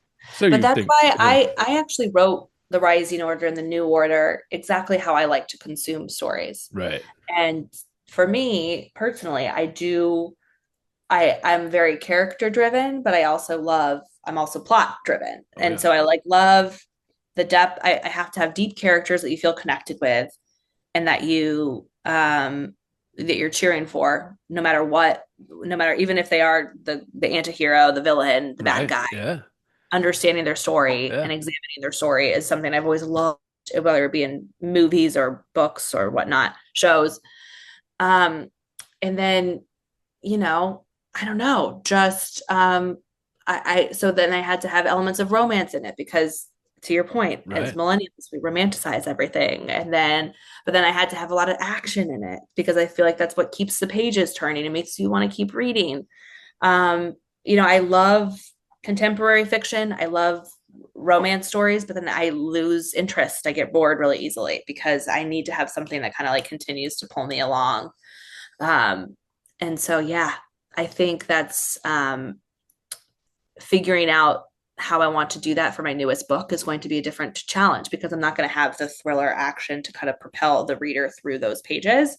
But I have some ideas about ways that I want to do it that will hopefully keep them locked in. Yeah, I had a guest on over a year ago now. We ended up talking about we were talking about books, but we always end up talking about something else too. We ended up talking about The Boys, that kind of comic book show on Amazon. Oh yeah, I haven't seen. I know exactly what you're talking about, but I It's haven't watched it. I only watched the first season. I'm not a huge comic book style person. So, Huh. when I watched it Yeah. because it was being talked about and I kind of fallen off, I haven't really kept up. But it was something that happened. There was conversation going on about Homeland, the villain in that series. Yeah. And people are like, oh, this villain, you're not, but the actor's very charismatic and he's kind of charming playing this villain. And Yeah. like the guy was just making this point. Shout out to Yerk. He was on here just making this point. He was just saying, you're supposed to be conflicted about that. You're supposed to kind of like this guy and also be like, Yes. he's the villain. You're supposed, Yes. it's designed for you to feel this way, to Yes. like Yes. be enticed by this guy, but then also like Exactly. you're supposed to feel that, the anti-hero Breaking Bad, like you're supposed to kind of Yes. like it and then The also be Walking like, Dead, Jeffrey yes, Dean Morgan, as Negan. exactly, Yeah. exactly, Yeah. Yeah. yes. You're Yeah. supposed to be a little uncomfortable, like that's literally by design, and you're I'm missing gonna the use design. that. Yeah, I'm gonna like use that yeah, because one of my main characters that's like the number one question I get at book clubs or things right. that I'm doing podcasts. And yeah, I'm gonna say that. Who said that? He goes by Yurik online. I know that's a Uric. I'll say crazy. Uric. Yeah. Shout out to you. You don't know me. Yeah, yeah. It was just an interesting thing that I think about. Yeah, now with this kind of how people because the story. How are you interpreting the story? Yeah. Yeah. All right, Yeah. let's move on to publishing here. I know we're bumping up. I I want to get know. everything in. All right, why did you choose to publish the way you did? So you said you did a hybrid for the first, then you did self-publishing for the second. Why did you Yeah. choose to go about that way? The reason I chose to go about it that way is because I went the traditional route at first. So I spent a long time trying to get an agent. And then once I got an agent for the Rising Order, we went on submission.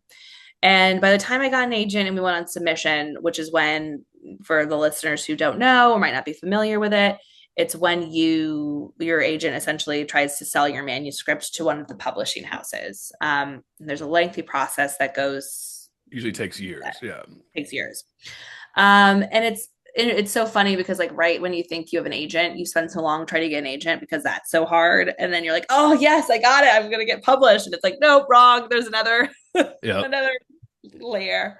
So we went on submission and we had a lot of interest in the book and the manuscript. But it was right around the time that COVID happened. And there was a lot of uncertainty and there was a lot of stress, like Yeah. there was a lot of unknowns, like I said, uncertainty.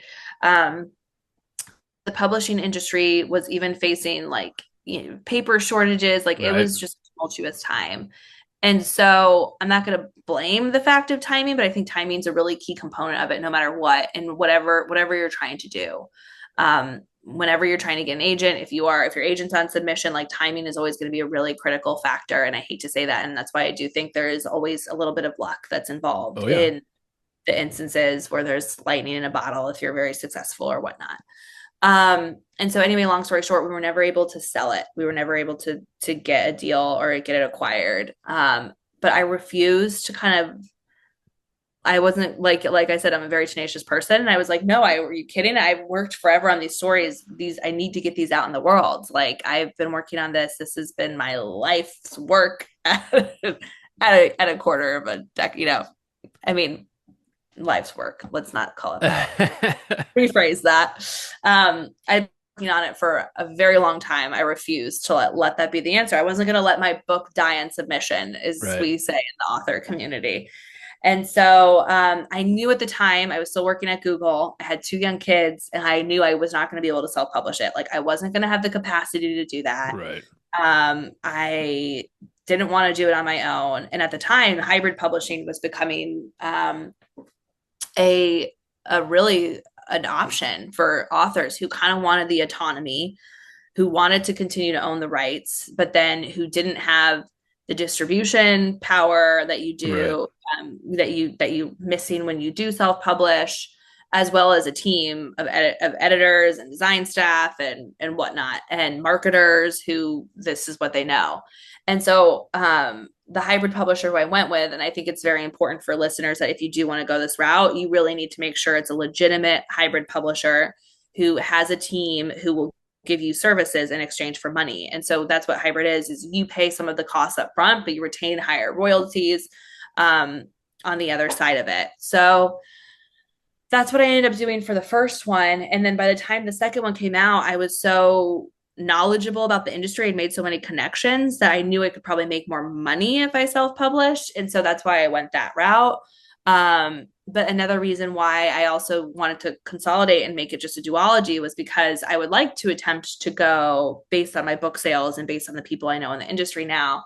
After the work that I put in, I'd like to try to get an agent again and try to get traditionally published with this Right. one, since it's going to be a standalone novel. So we'll see. We'll see. Yeah.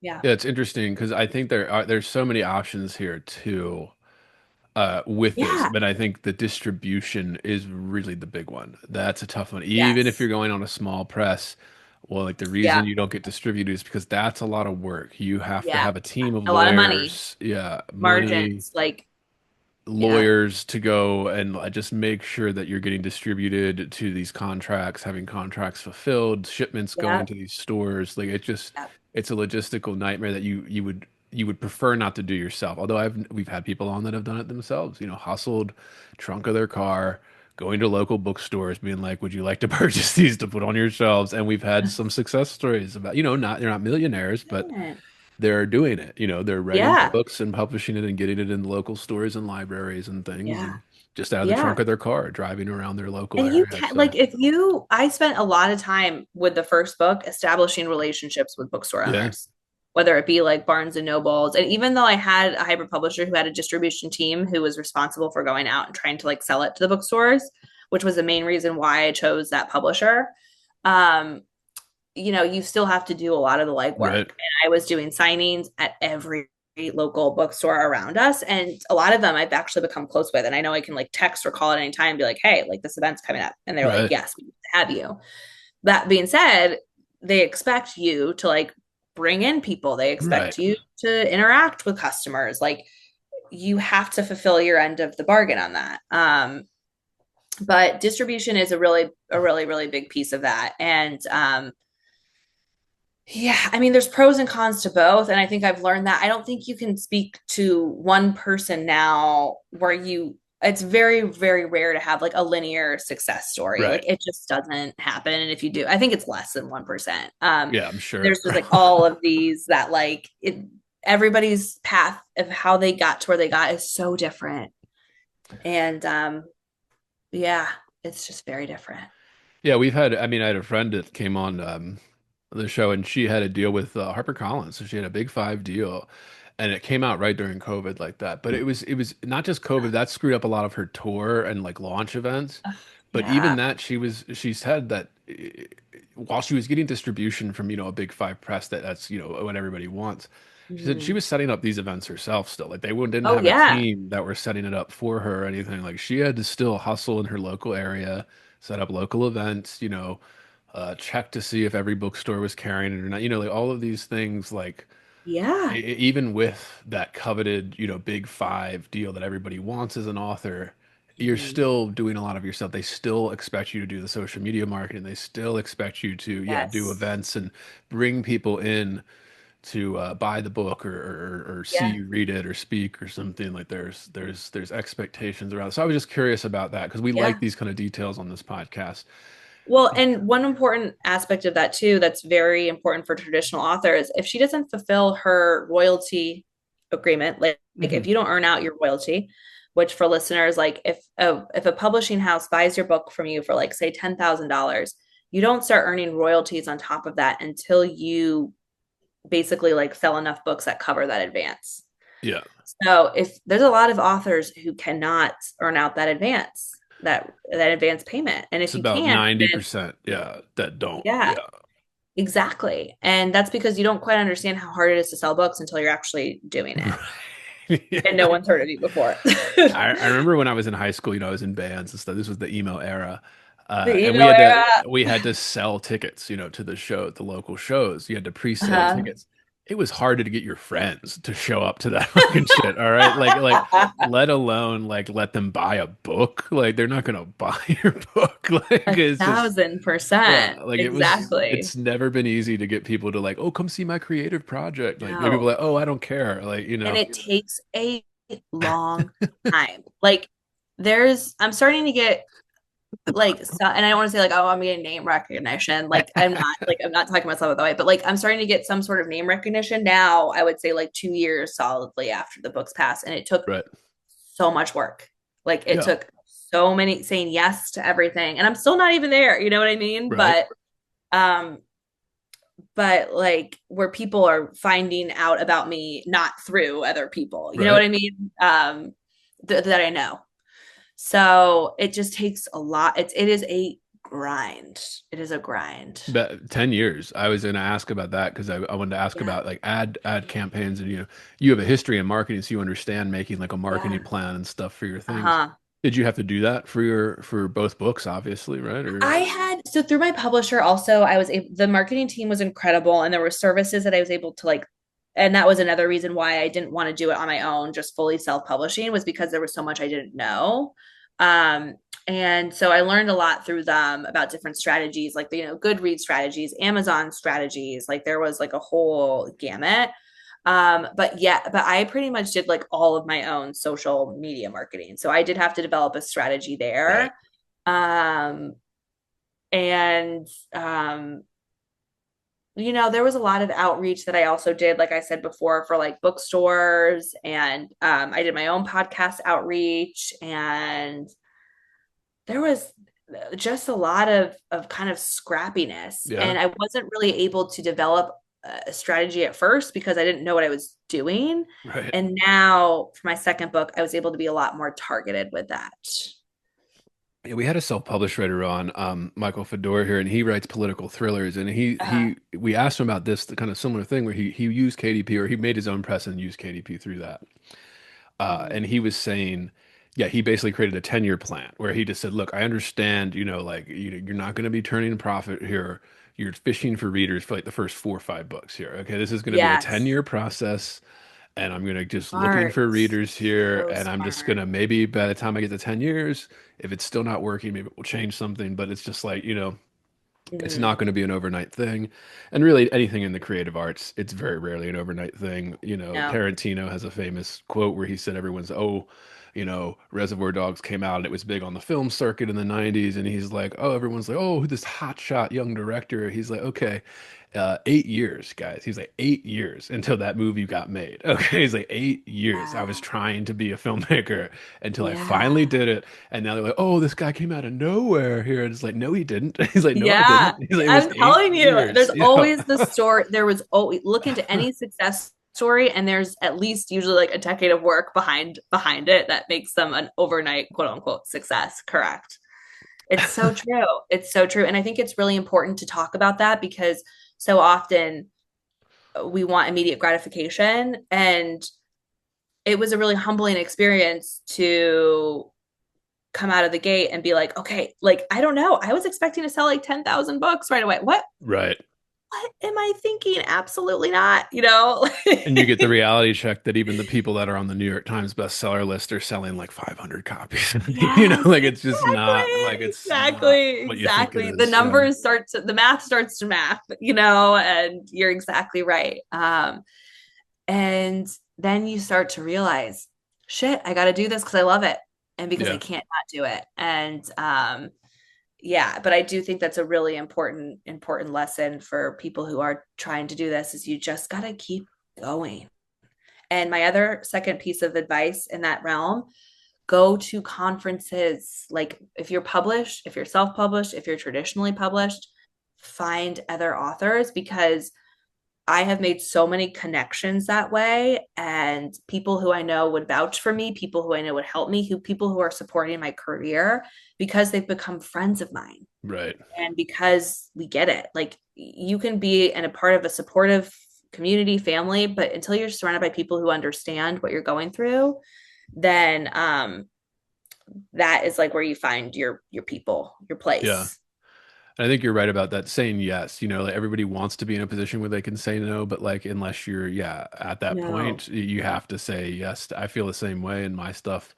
I feel like I'm in a position even, yeah, with my writing, with podcasting, I just have to say yes. Like I'm like, oh, I'm not in a position where I can say no. And it's like, yeah, I'd love to be in a position where I could say no, in the Yeah. podcasting world, but it's Yeah. no, it's every opportunity, every little thing. And you never know what can happen. You never know what can happen Yeah. if you just say yes, to these things. And yeah, And our clips are going to go viral of this. And then exactly. Yeah. you're going to be the next Joe Rogan, and I'll be Right. the Yeah. next The Colleen Joe Hoover. Rogan of literature. Yeah. That's what I'm trying to be. Yeah. Yeah. Yeah. Love him or hate him, you can't argue that he's doing pretty well. Yeah. Yeah. Yeah. Of course. I think he gets like 60 million downloads a month or something. Where Crazy. I'm in a small fraction of that there. Yeah. A few thousand, yeah, a You month. and me Yeah. both. Yeah. But I Uh, I still I don't care because I love having conversations with people like this yeah. because it's genuine, it's real, and it does feel like I do feel as if I learned something new about myself and about my story and about others that is makes this fun. Like you have to find the fun in it too, and that's what kind of keeps you coming back for more. Yeah. Yeah, absolutely. Quick question before we move on to the craft stuff. You're a dog person. It's in your bio. So I'm a dog. I always like to ask dog people, dogs versus cats, which is better?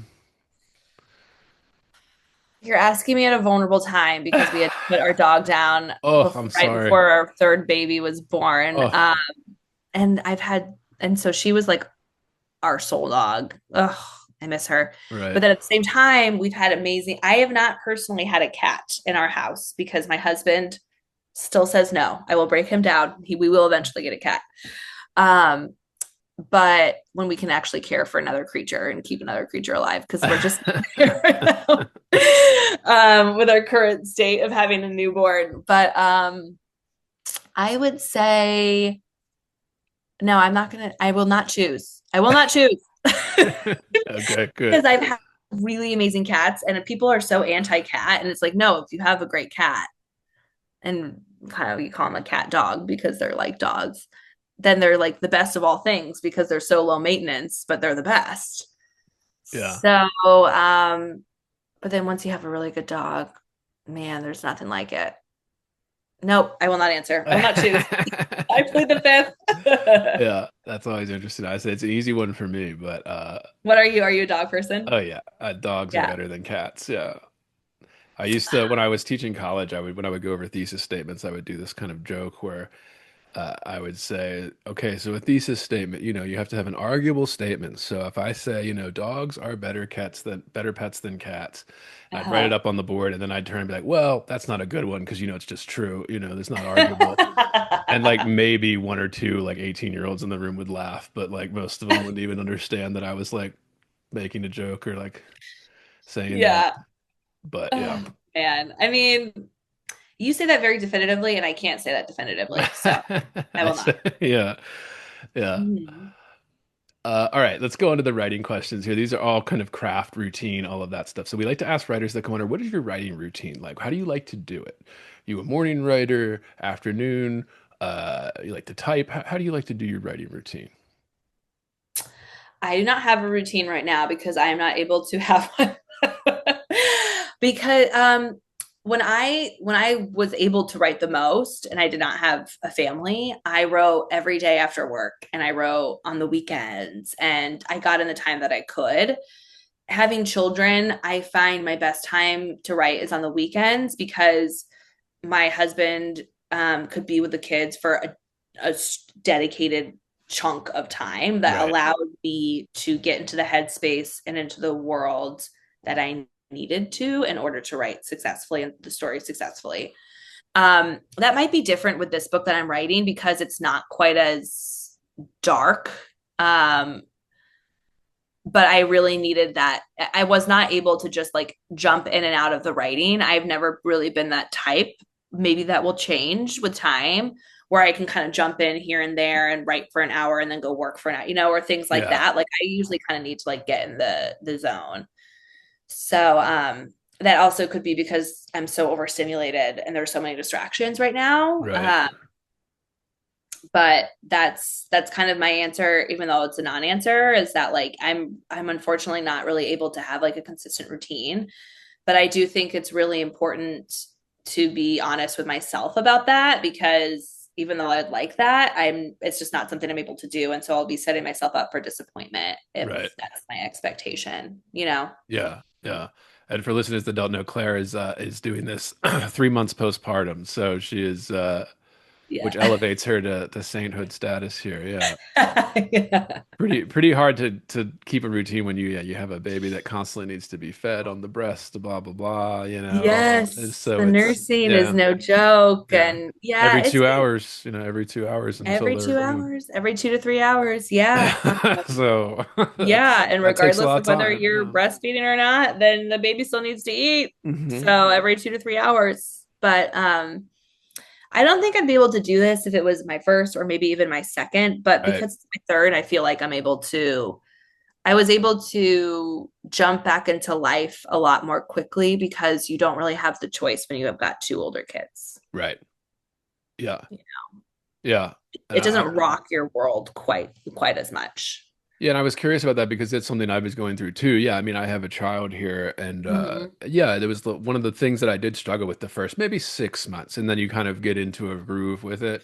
Yeah. The work, right? It's just you have to get used to the work of it, and then once you're adjusted to what the work is every day, it's like okay, now you can fit things. And at least for my first child, it was like, okay, it was quite a different, a lot of work that you have to learn how to do every day. But then you get used to that and it's like, okay, just part of what you do every day. And now you can fit in an hour or something when they go to bed Yeah. at night or something. So it's good that. So I'm just curious about that. Yeah. How you do that, especially, yeah, as a nursing mother or brand new mother, right? 3 months postpartum here. Yeah. It's just, yeah. I mean, I wonder if you're even able to think clearly, your lack of sleep I type I stuff. do Yeah. feel like I'm not. Like I still feel like Yeah. forming sentences is hard. Right. So Yeah. forgive me, listeners. Yeah. Yeah. Well, But hormones, quite literally. right. I think also with each phase of life like this, you prioritize things differently and you just are ruthless with it.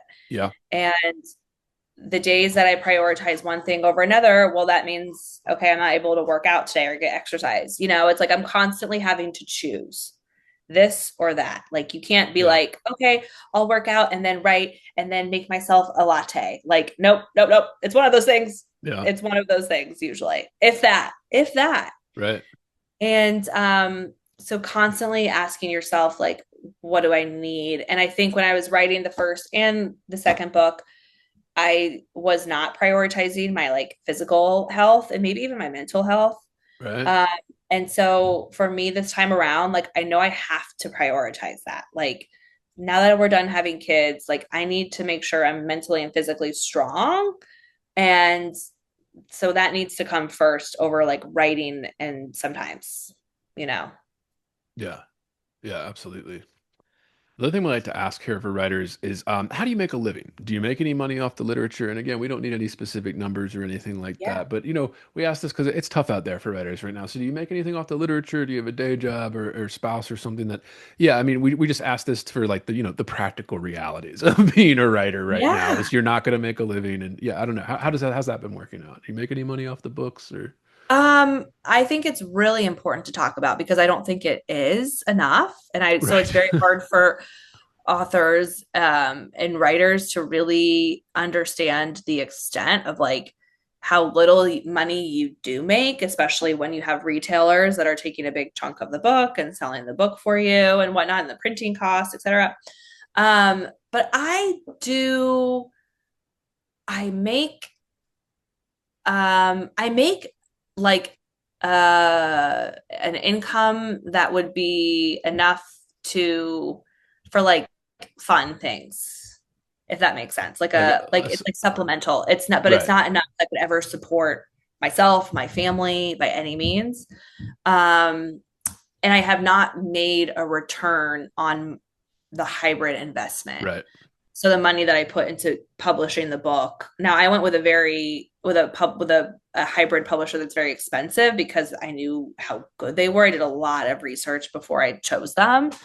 So I knew, to your point, this was going to be a long investment. Like this was going to be something that was able to like jumpstart my career, and it has done that. But I haven't been able to like make the money back Right. yet. But like I think it's almost more important to kind of talk book sales numbers. And so I would say like I'm trying to remember because it's pretty quick. Like with the Rising Order, I've sold maybe I would say like between all across all formats, audio, ebook, and hardcover, I would say I sold like maybe like 2,000 copies. And that's like with me like grinding, Yeah. hustling, you know, book clubs, doing whatever I could, bookstores. I would say, yeah, 2,000, maybe a little bit more. Um, and like that doesn't translate into an income that can support yourself Right. or a family. So I have a part-time job now. I took the whole year and a half off from when the book first came out because I couldn't do a full-time job and have two young kids and then also promote the book. So I took like a year and a half off and I just recently started this past May, right before my son was born, a job and I'm running the marketing for a startup and it's part-time and it's remote and it Right. checks so many boxes for me because it kind of allows me to get a steady, reliable income Right. Yeah. writing the next book that I write. Right. Yeah. So we Yeah. always have to ask, and listeners like to know, yeah, because I think that is the reality. That is the reality. Unless you're in the top 1% of, Yeah. authors that are household names, even if you have a bestseller, you have to have a day job. So it's just Yes. not, that's just what it is right Yes. now. It is. It is what it is right now. And I wish it was different. I truly do because but even when I was, for example, like took that quote unquote year and a half off, I was promoting the book and marketing the book. Like I wasn't even able to like write full time. I Right. was writing a fraction of the time. Right. Yeah. So yeah. Yeah. Yeah. I mean, that's what it is. It's a grind. Yeah. So, I mean, I'd say some people even argue that the glory isn't even worth it anymore because it's almost impossible to get. I know. And And it's I feel less like than it it comes at like was. an Yeah. insane cost too. It's like, okay, I want enough money where I can, but I don't want to be it like where it's like this insane expectations. Like for example, Right. not to keep talking about the fourth wing author, but Rebecca Yarros, like I think she suffered a huge amount of stress because Right. of how she was just catapulted into fandoms, And and that your affects your level of it. writing. Yeah. It affects your writing, it affects your daily life, your stress, your family life. So I don't know. I don't know. Yeah. I don't know what she would say to that kind of question. I wonder what she would. Yeah. I mean, that's just the reality of it. So we just like to, yeah, our listeners are curious about that. It's always interesting. The Yeah. last couple questions here, Claire. We like to ask, are you reading anything good, watching anything good, listening to anything good? And this can be anything you want. This could be, trash reality TV. This can be high-minded literary, Yes. whatever it is, anything that's filling up your head with entertainment, watching, reading, listening. Okay, so I am watching, I'm not doing a reading right now, which I feel like summer's too hard. Like you expect summer to be a good reading time. Nope, not when you have young kids who you Right. can't take your eyes off of them at the pool. Not there yet. Hopefully in a few years I can be sitting on the beach on the chair reading my book. But Right. Yeah. took a hiatus over the summer because the kids weren't in school. And then I was having a baby. But I am watching The Summer I Turned Pretty on Amazon. Love it. I am watching Terminal List also on Okay. Amazon, which is being produced by Jack Carr, who wrote the first one with Chris Pratt in it, and it's really good. And I always love a Real Housewives on Bravo. Real Yeah. Housewives of Salt Lake City. There's some juicy drama on that. So Salt I Lake kind of like City. flutter back and forth between the three, but unfortunately, I like by the time we get the little baby to bed, it's so limited. And Great British Bake Off, my Yeah. favorite on Yeah. Netflix. Yeah. So that's kind of what I'm dabbling in right now in terms of shows when I can. Yeah. That's fantastic. Fantastic. And Yeah. then the final question, Claire, what are you working on now? You said it's another novel, but what's taking up your Yes. creative energy? Yeah. I'm writing a novel called Golf Wives, and it is going to be like a juicy drama that is inspired by, it's going to be like a Big Little Lies meets Netflix Full Swing documentary that kind of follows like professional golfers around, but it's going to be about like from the perspective of the wives, and it's going to be set in like a golf club setting. So I'm really excited about it. Yeah. Yeah. That sounds good. Yeah. Yeah. Well, Claire, that was all I had. I mean, this has been fantastic. Please come back. Handles, websites. Where can people find your website, your social media handles? Where do you want people to go? Oh, this is all going to be linked below as well. But yeah, where do people go to find you? Yeah. Yes, my website is just claireisenthal.com, Isenthal. And all my social media handles are pretty much at Claire Isenthal too. But you can find the links to all of those on my website, as well as the links to my books. So, yeah. Thank you so Fantastic. much for having me. This was a blast. Of course, of course. Please come back. Yeah, anytime. Whether you want to promote something, you just want to talk, anything like that. Yeah, we love having writers on. So please, yeah. I'd love to.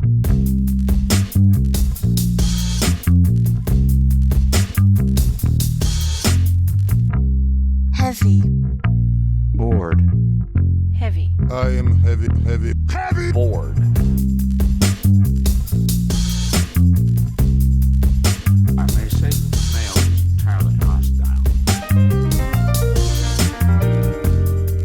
No! You know, Resources. life, friends, is boring. We must not say so.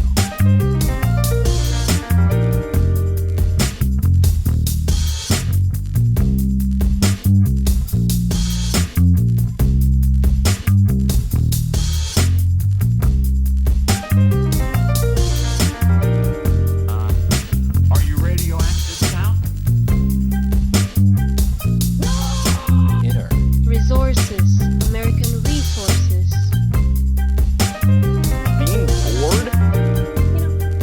Some activities are intentional, right? It shows such a lack Heavy. of gratitude for life. Bored. I aspire to boredom, Heavy. I should say. Bored. Heavy. I am heavy, heavy, heavy. Bored. Has you the night sweats and the day sweats, pal? Pal, I do.